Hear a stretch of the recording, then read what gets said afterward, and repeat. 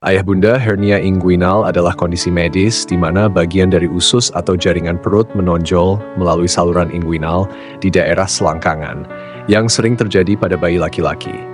Hernia ini biasanya muncul sebagai benjolan di bagian bawah perut, juga dikenal sebagai selangkangan atau skrotum. Sebelum lahir, testis bayi laki-laki tumbuh di dalam perutnya dan kemudian bergerak ke skrotum. Untuk sampai ke skrotum, testis harus melewati dua bukaan yang disebut cincin inguinal, internal dan eksternal, serta sebuah saluran di antara keduanya yang disebut saluran inguinal yang dibentuk oleh otot dinding perut. Saat testis memasuki skrotum, jaringan yang melapisi dinding perut ikut serta membentuk sebuah kantong. Normalnya, bukaan kantong ke dalam saluran inguinal akan menutup dalam waktu 6 bulan setelah kelahiran.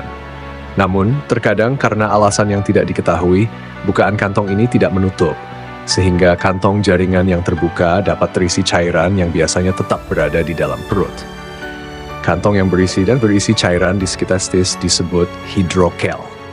Sebuah bagian kecil dari usus bayi atau jaringan lemak dari perut juga dapat masuk ke dalam kantong yang mengakibatkan hernia inguinal. Biasanya dokter dapat dengan lembut mengembalikan usus ke dalam perut. Namun usus dapat terjebak atau terkurung di dalam kantong jaringan. Ini akan muncul sebagai benjolan yang keras dan nyeri dan merupakan keadaan darurat. Setelah sekitar 6 jam, usus di dalam hernia yang terkurung dapat kehilangan pasokan darahnya dan mati. Ini disebut hernia strangulasi dan merupakan keadaan darurat yang memerlukan perhatian medis segera dan operasi untuk memperbaikinya. Oleh karena itu, ayah bunda perlu selalu waspada terhadap tanda-tanda hernia inguinal, seperti benjolan di selangkangan atau nyeri yang tidak biasa. Segera berkonsultasilah dengan dokter spesialis bedah anak jika ada gejala yang mencurigakan.